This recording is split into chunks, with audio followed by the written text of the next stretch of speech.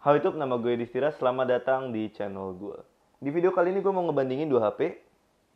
Di sini gue punya Samsung Galaxy J5 Pro dan Samsung Galaxy A31. Kenapa gue mau ngebandingin dua HP ini? Ya, alasan pertama karena gue punya. Alasan keduanya itu karena kalau kita buka website Samsung Indonesia, kita bisa lihat waktu kita ke bagiannya Galaxy A series, ada tulisan upgrade dari Galaxy J series Anda ke A series. Which is exactly kedua HP ini. Oke. Menurut gue kedua HP ini secara harga emang adalah ya ini penerusnya gitu. Maksudnya kalau emang Samsung ngebuat A series itu jadi penerus J series, upgrade dari J series ke A series. Dari J5 Pro itu harusnya ke ini A31. Kenapa? Karena secara harga ini dulu 3,5 jutaan. Ini sekarang sama Samsung ditaruh 4,3. Gue nggak bisa bilang gue mau mempertimbangkan inflasi karena gue juga nggak paham inflasi. Tapi ini tetap apa ya? Paling mendekati lah maksudnya. Harganya nggak naik terlalu jauh, tapi nggak di bawahnya juga. Karena kalau kita ngelihat zaman, emang pasti harusnya harga naik kan dikit-dikit. Kalau harganya turun, barang yang lama gitu. Nah, kita mulai dari penampilan dari fisiknya. Kenapa menurut gue fisiknya penting? Karena ini belakangnya kotor. Karena penampilan itu sesuatu yang sama kayak teknologi dalemannya, itu berubah seiring berkembangnya zaman, seiring perubahan waktu. Tapi nggak kayak bagian dalemannya, fisiknya ini kelihatan sama orang. Jadi apa ya? Fisik ini bisa jadi nantinya lambang status gitu. Kayak orang HP-nya S7, S7H, kayak teman gue sekarang dia masih pakai S7H. Sama kalau dia pakai Galaxy S20, kelihatan bedanya. Karena emang desainnya jauh gitu. Dan kelihatan lebih berkelas, lebih punya duit yang S20. Karena S7 itu udah lama sih. Oke, ini bukan unboxing tapi masih ada yang bisa dikletek loh. Karena kemarin gue tempelin stiker. Nah, kalau kita lihat penampilan bodinya, nanti kita lihat lebih dekat juga. Dari depan dulu. Dari depan yang bisa dilihat ini adalah J5 Pro, dia masih punya bezel atas bawah. Jidat dagu gitu. Nah, ini masih gede banget, kamera, speaker, semua masih kelihatan banget ditaruh di sini. Saking gedenya mereka masih bisa naruh logo Samsung di sini. Dan di bawah mereka masih bisa ngasih home button fisik saking gedenya. Sedangkan di sini jidat dagunya udah cukup tipis. Sekalipun kalau kita bandingin sama A series yang di atasnya A51 sama 71, ini masih lebih tebal. Gitu. Nah, terus sampingnya belakangan ya, kita beralih ke belakang. Di bagian belakang juga kelihatan bedanya. Ini dia salah satu yang menarik adalah bahannya. Karena bahan dulu ini logam. Keren. Tapi seiring perkembangan zaman, bahan HP belakang itu lebih banyak yang kaca. Kenapa? Karena bahan logam ini nggak bisa untuk dipakai wireless charging. Dia bakal ngeganggu sirkuit. Gitu. Makanya sekarang kaca. Karena sekarang kaca, HP murah, nggak sih, mau kaca mau nggak, HP murah tetap pakai plastik, polikarbonat. Kalau kata Samsung ini namanya glasstic, somewhere between glass sama plastik. Gue nggak bisa ngerasain bedanya kalau diraba cuy. Kalau logam ini kerasa. Nggak tahu gue kalau ngeraba finishing itu ngebuat gue lupa ini bahannya sebenarnya apa. Tapi ini kelihatannya bagus banget ya, cakep, ada motif-motifnya gitu. Dan dulu ini logo Samsungnya pakai emblem satu-satu dikasih insert chrome. Ini logo Samsungnya jadi etching di sini, keren sih. Lebih clean aja gitu jadinya. Terus kamera ini pakai yang kotak di samping kayak Samsung zaman sekarang. Ada 4 lensa, terus ada lampunya. Nah, ini di tengah cuma satu lensa. Zamannya HP ini, kamera cuma satu lensa itu biasa. Zamannya yang ini, kamera satu lensa itu kurang. Dan ini agak ke samping, jadi kalau mau ngambil video, terutama yang gini nih, foto atau video yang tegak, portrait, biasanya pakai ini harus agak perhitungan dikit lah, bakal agak miring-miring dikit. Kalau ini enggak, karena tepat di tengah. Tapi kalau bikin yang landscape ya sama-sama ke samping. Terus kita lihat di bagian samping. Nah, ini yang menurut gue ada beberapa fitur-fitur yang agak beda antara kedua HP ini. Yang pertama, kalau kita lihat di sisi kanan masing-masing HP, di A31 kita punya power button sama plus minus volume. Kalau J5 Pro kita punya power button sama speaker. Kenapa menurut gue keren? Karena berarti kalau HP-nya dipegang gini, kiri kanan, speakernya nggak ketutup. Sedangkan ini speakernya di bawah, jadi ketutup. Ngomongin bawah, dia udah pakai port USB Type-C, tapi emang HP zaman sekarang nggak pakai Type-C apa sih? Gitu kan. Terus dia masih pakai headphone jack. Di 2020 masih ada nih. Langka banget. Enggak sih, kalau di kelasnya HP ini sih nggak langka. Tapi di flagship emang udah nggak ada yang pakai. Sedangkan ini dia masih pakai USB tipe B, micro tipe B, dan dia masih punya headphone jack. Terus ada mikrofon, ini juga ada mikrofon. Ini speakernya di bawah tadi udah gue bilang. Terus bagian sisi kiri dia ini punya volume buttonnya di sini. Entah kenapa gue ngerasa sebenarnya lebih enak kalau HP yang begini, yang power sama volume buttonnya itu di lain tempat, jadi nggak perlu dilihat. Bahkan ngerabanya juga nggak perlu bener-bener diperhatiin. Di sini, di satu sisi, ya ini udah pasti power button, di sini udah pasti volume. Jadi kalau misalnya lagi denger Spotify, nggak mau pencet-pencet nggak bakal nggak sengaja power button. Kalau ini bisa jadi nggak sengaja power button. Tapi ini emang keren sih, cuma garis doang gitu. Bahkan up down-nya nggak kayak ini kan ada 2 tombol, nih cuma 1. Terus di sisi yang sama kita punya SIM tray sama SD card. Bedanya di A31 ini lebar. Nanti gue bukain. Ini lebar. Di dua-duanya ini sama-sama pakai triple slot, jadi ada 2 SIM card, 1 micro SD. Bedanya di sini, SIM card singlenya yang pertama itu kepisah sama yang SIM card kedua dan micro SD. Gue nggak tahu kenapa gitu. Menurut gue harusnya yang micro SD aja yang dipisah. Terus yang ini SIM card sama SIM card. Karena orang lebih sering gonta-ganti micro SD pasti daripada gonta-ganti SIM card. Kecuali dia punya simpenan, terus simpenan nelponnya pakai nomor yang lain. Berguna nih kok kayak gini. Oke, itu tadi fisiknya. Udah panjang juga nih video kayaknya. Terus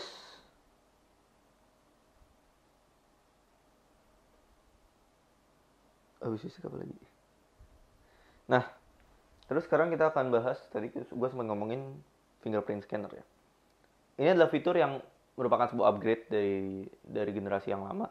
Karena kalau kita lihat di A31 ini sama sekali nggak ada fingerprint scanner mau di belakang ataupun di depan. Clean, bersih, rapi. Karena fingerprint scannernya itu in display seperti ini. Oh, ini udah jadwalnya pakai pin lagi. Nah, fingerprint scannernya ada di sini. Wah, enak banget. Sedangkan yang ini, HP lama, fingerprint scannernya ada di home button. Wah, dia siapa? Ya gitu. Terus, kedua HP ini masih sama-sama punya NFC. Dan NFC-nya sama-sama agak ke atas. Yang menarik dari HP yang ini adalah, nah, always on display itu adalah sesuatu yang udah standar lah di HP Samsung ini. Ya, cukup di tap sekali, always on display. Kita matiin layarnya. Di tap 2 kali, lock screen. Gitu. Kelemahannya apa dari in display fingerprint? Ini gue balik lagi. Adalah kadang-kadang kita nggak bisa langsung presisi naruh di sini. Oh pas gitu. Tapi kadang-kadang mungkin bisa agak ke bawah dikit. Nggak kebaca, agak ke atas dikit. Nggak kebaca gitu. Itu salah satu kelemahannya in display fingerprint. Kita harus ngapalin dulu posisinya di mana. Dan seinget gue, feeling gue nggak semua HP itu ada di spot yang exactly sama. Jadi di sini mungkin agak ke bawah dikit, di HP lain mungkin agak ke atas dikit. Tapi ya itulah zaman. By the way, kamera depannya dia pakai notch yang Infinity U ini masuknya. Bedanya apa Infinity? Ini Infinity ini istilahnya Samsung ya. Bedanya apa yang VU sama yang O? Kalau V itu dia ngelengkungnya landai. Kalau U dia ngelengkungnya tajam. Kalau O dia masih di atasnya, masih di bagian layar dikit, jadi bener-bener cuma bulatan doang gitu, nggak ada nyambungnya ke bagian bezel jenong begitu. Nah, itu tadi semua udah untuk bagian yang fisik, dan gue cuma ngomongin fingerprint scanner dan NFC-nya. Sekarang ada baiknya, oh ya by the way, paket pembelian. Ini sekarang Samsung sebagian besar standarnya udah ada jelly case. Dulu waktu zamannya J5 Pro, jelly case itu bukan optional ekstra, tapi hanya selama periode tertentu dapat, habis itu nggak dapat lagi. Sekarang sebagian besar HP malah dia udah ready, udah ada sama jelly case-nya. Hanya nggak ada anti gores, tapi layarnya, bahan kacanya udah cukup bagus kalau untuk sehari-hari, cuma kena jari, kena kulit, kena kuku, mungkin kadang-kadang kena ya resleting celana, kunci. Gue sendiri berusaha sebisa mungkin nggak kena kunci nih layar, pakai HP sama layar sama kunci selalu gue taruh di tempat terpisah. Mungkin kena plastik bagian pinggiran kabel juga bisa, tapi nggak kenapa-napa. Ini nggak gue pasangin anti gores, dan udah gue pakai selama sekitar 2 bulan. Bentar banget ya. Sedangkan yang satunya 2 tahun. Nah, sekarang kita akan bahas ke dalam HP ini. Jadi gue akan pindah shot dan kita akan pakai meja. Oke, sekarang kita sudah berada di shot yang lain. Dan di sini gue membahas beberapa hal. Pertama mungkin kecepatan reading fingerprintnya, terus kecepatan HP ini ngebuka aplikasi-aplikasi. Kita mulai dari kecepatan fingerprint reading ya.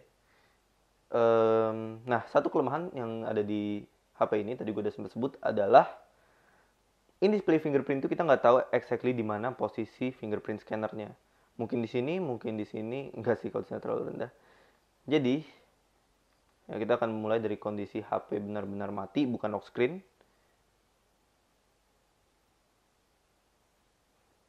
Yang fisik ini agak sedikit lebih cepat, mungkin karena tadi gue juga nyari di mana posisi fingerprint scannernya. Oke, lebih cepat yang fisik. Sekarang kita coba dari lock screen. Oke, sekarang kedua HP ini ada di lock screen. Nah, by the way, buat kalian yang mungkin ada penasaran, loh ini siapa nih? Gambar orang ini siapa yang ada di layar HP gue? Komen aja di bawah, tanyain, nanti gue jawab. Oke, tadi itu. Terus sekarang kita akan coba tutup semua aplikasi yang ada di HP ini. Dan kita buka beberapa aplikasi yang mungkin sering dipakai, bukan dari shortcut. Kita akan coba lihat Spotify. Oke, tap bersama. Nah, di sini dia lebih cepat ngebuka Spotify. Oke, sekarang kita tutup Spotify-nya. Kita kembali ke sini. Sekarang aplikasi lain yang sering juga kita pakai, biasanya untuk sekarang adalah Instagram. Jadi kita akan coba buka Instagram. Wah, somehow di sini agak lebih cepat. By the way, gengs, follow Instagram gue di @bonimnida, dan di account ini juga gue bakal lama di sini. Nah, tapi mungkin karena internet juga ya. Di account Bonimnida ini juga gue bakal share foto-foto yang gue tangkap dengan kedua HP ini selama beberapa bulan, selama beberapa minggu ke depan. Gue bakal upload beberapa video yang beberapa foto yang gue fotonya pakai kedua HP ini. Nanti bakal gue jadiin slide swipe left and right gitu. Oke, sekarang aplikasi lain yang menurut gue cukup penting adalah kamera. Kita tutup dulu semua aplikasi. Nah, biar kelihatan HP-nya gue angkat dikit. Sebenarnya ini fokusnya aman gak sih?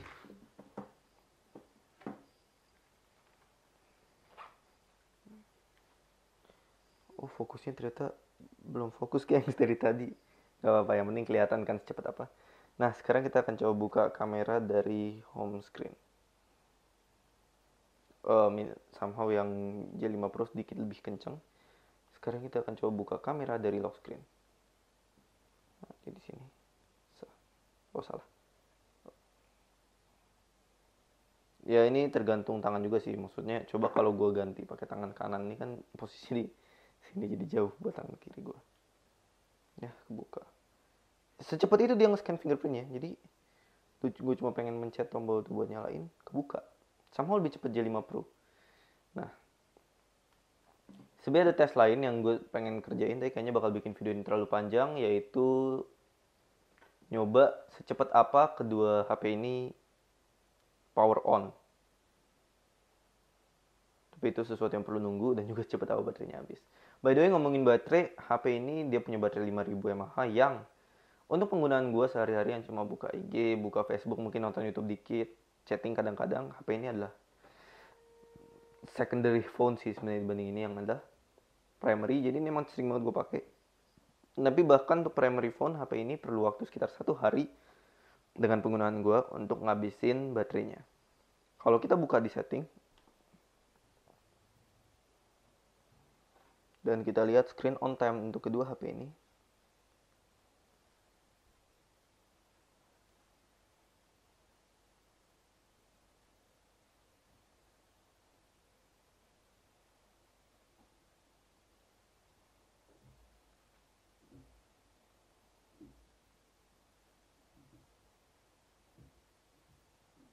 Nah, screen time gue. Bentar, kita lihat HP yang satunya juga. Nggak mau set goal.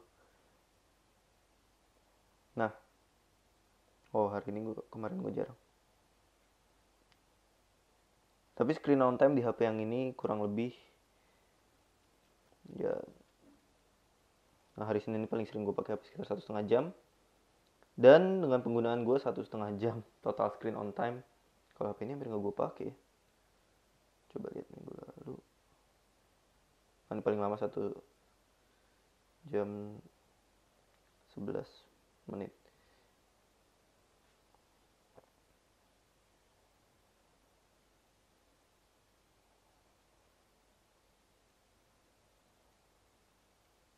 Oke.